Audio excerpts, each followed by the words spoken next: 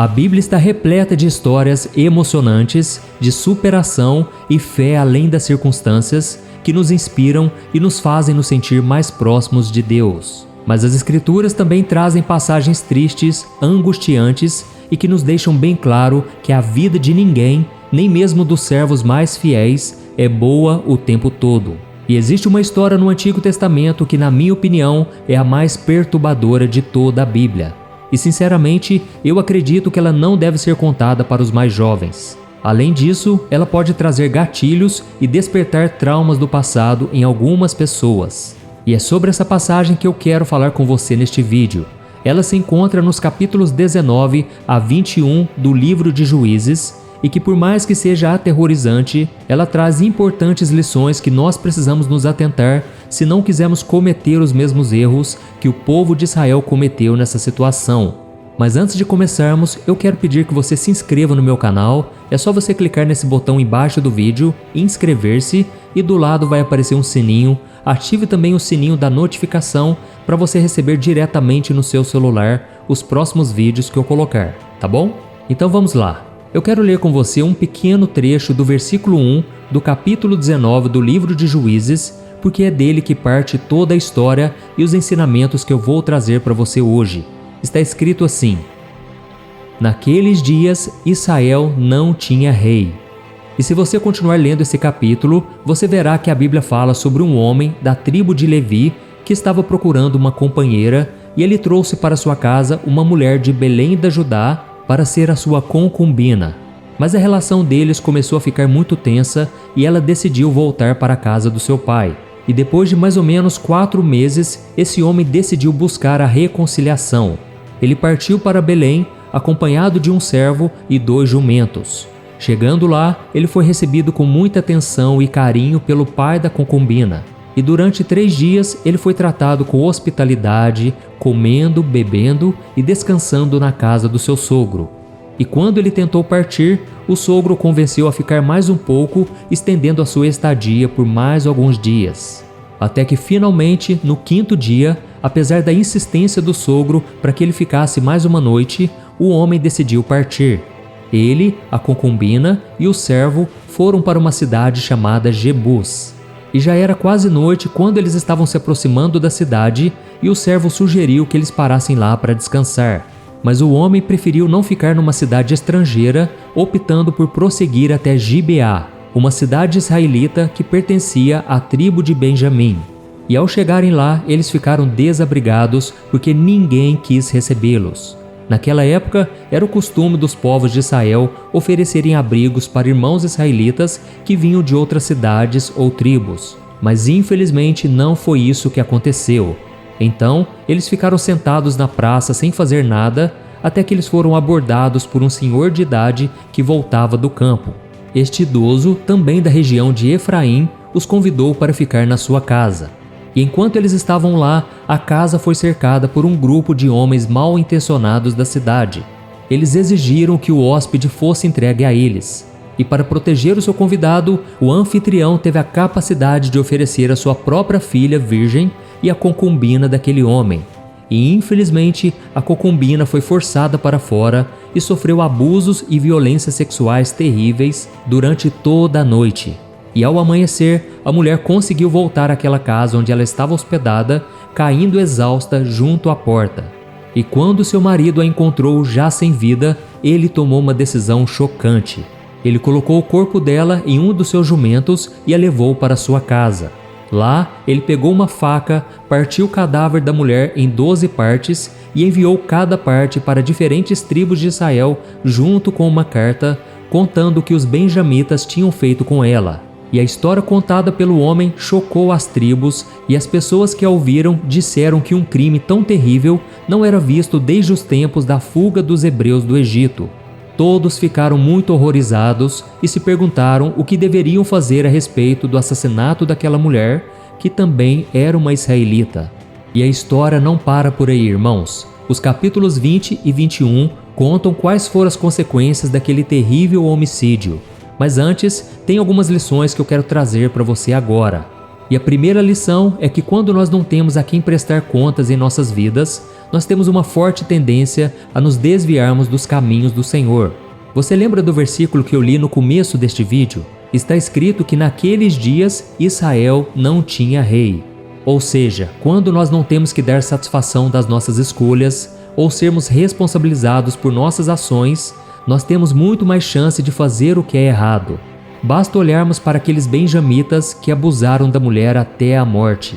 Você acha que se existisse uma autoridade em Israel naqueles dias, eles fariam isso? É claro que não, porque eles saberiam que um governante os prenderia, os levaria a julgamento e muito provavelmente os condenaria à morte.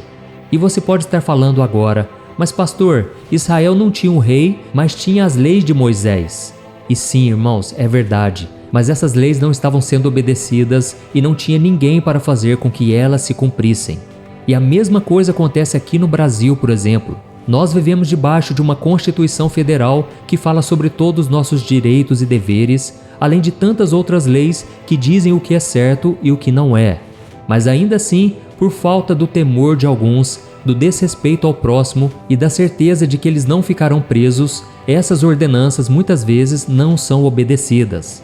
E trazendo para essa história do Antigo Testamento, nós vemos que os benjamitas fizeram tudo aquilo porque eles sabiam que eles não seriam castigados. E conosco pode acontecer a mesma coisa se nós não entendermos que o nosso juiz não é daqui, mas sim do céu e que nada passa despercebido aos seus olhos. E a segunda lição que nós podemos aprender com essa triste história é que nós precisamos olhar todo ser humano como alguém que foi criado à imagem e semelhança de Deus.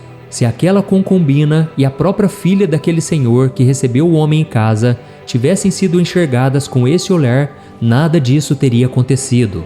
E eu nem vou começar falando dos benjamitas imorais e depravados, mas sim daquele próprio pai e do marido da concubina.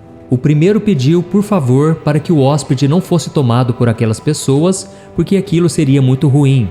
Mas ele não agiu da mesma forma quando ofereceu a filha e a mulher para serem abusadas.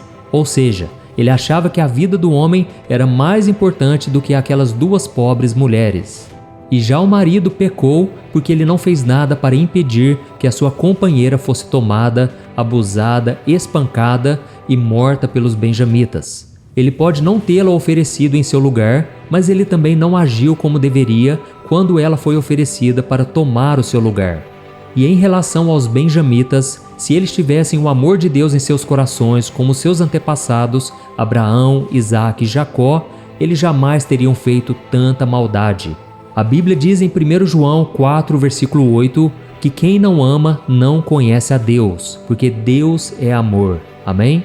E a terceira lição que eu quero destacar nessa situação é que quanto mais nos afastamos de Deus, mais tentados somos a fazer coisas que nunca imaginamos que faríamos. Se nós lermos o livro de Juízes desde o primeiro capítulo, nós veremos a história de uma nação que foi se afastando do Senhor aos poucos sem perceber. E o que nós vemos acontecer nos capítulos 19 a 21 é a prova do quão longe de Deus aquelas pessoas estavam.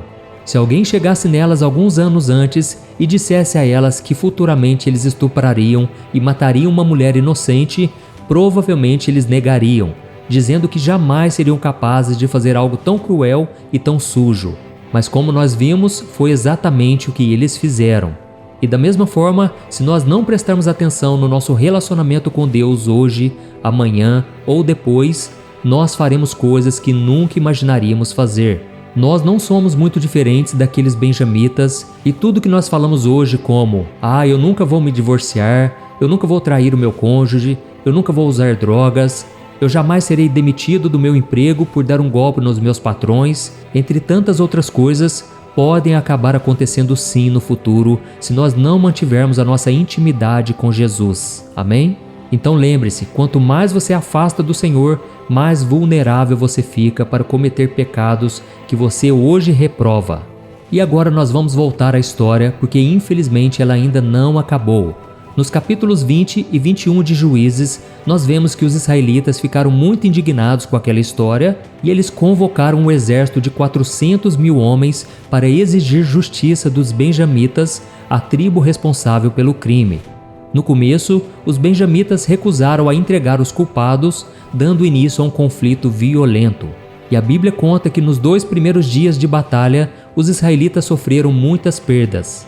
Mas no 3º dia, depois de buscar orientação de Deus e armar uma emboscada, os israelitas finalmente venceram, causando uma devastação muito grande em Gibeá e quase aniquilando toda a tribo de Benjamim. E como resultado desses combates, a tribo de Benjamim foi quase totalmente exterminada. Homens, mulheres e crianças foram mortos, restando apenas 600 homens que fugiram para o deserto. E isso fez com que os israelitas se sentissem muito culpados, afinal de contas, o povo benjamita estava próximo de ser extinto porque não tinha mais mulheres suficientes para garantir a procriação. O grande problema é que os líderes das 11 tribos de Israel haviam jurado que não permitiriam que as suas filhas se casassem com homens benjamitas. E essa decisão, tomada em um momento de muita emoção e indignação, levou a essa crise. E para não desagradar a Deus e ao mesmo tempo não violar o juramento que eles fizeram, os israelitas atacaram Jabes de Gileade, uma cidade que não tinha se unido a eles contra Benjamim. E durante a batalha, 400 homens foram mortos e as suas esposas foram dadas aos benjamitas. Acontece que a tribo de Benjamim tinha 600 homens sem esposas e por isso ainda faltavam 200 mulheres. E aí eles tiveram que tomar uma outra decisão muito ruim. O juramento das 11 tribos dizia que eles não poderiam dar as suas filhas em casamento aos benjamitas, mas não falava nada sobre sequestrá-las. Então, eles aconselharam os benjamitas a raptar mulheres de suas tribos que não eram casadas durante um festival anual em Siló. Essas mulheres eram as que dançavam nos vinhedos durante as celebrações. Esse conselho foi dado para que os 200 benjamitas pudessem reconstruir as suas famílias sem que outras tribos quebrassem o seu juramento. E assim foi feito. Irmãos, aqui está a 4ª lição. Cada decisão ruim que nós tomamos tem consequências que nós não podemos escolher. Vamos relembrar um pouco. Tudo começou quando aquele senhor decidiu oferecer a concubina do seu hóspede e a sua própria filha aos benjamitas, e acabou colhendo como fruto de sua decisão o sangue de uma pessoa inocente. E em seguida, o grupo de benjamitas decidiu abusar e matar a mulher israelita e acabou tendo a sua cidade invadida e devastada, além de ver a maior parte da sua população morrer. Depois, os líderes das 11 tribos escolheram atacar os benjamitas e acabou vendo que aquele povo que havia sido levantado por Deus estava prestes a desaparecer para sempre. Também escolheram não dar suas filhas em casamento aos benjamitas, mas acabaram matando 400 homens inocentes em uma guerra que eles mesmos inventaram e depois tiveram que ver as pobres mulheres sendo sequestradas. Irmãos, o que eu quero dizer com isso é que você pode muito bem escolher o seu pecado, mas não poderá decidir quais serão suas consequências. E infelizmente você terá que viver com cada uma delas. Foi por isso que o apóstolo Paulo nos deixou um ensinamento muito importante em Gálatas capítulo 6. Veja o que ele disse: não se deixem enganar, ninguém pode zombar de Deus. A pessoa sempre colherá aquilo que semear. Quem vive apenas para satisfazer sua natureza humana, colherá dessa natureza ruína e morte. Mas quem vive para agradar o Espírito, colherá do Espírito a vida eterna. Portanto, não nos cansemos de fazer o bem. No momento certo, teremos uma colheita de bênçãos se não desistirmos. Amém, irmãos? E se nós lermos o final dessa história, nós veremos que os benjamitas conseguiram restaurar a sua vida. Eles se casaram novamente, reconstruíram a tribo e repovoaram o seu povo.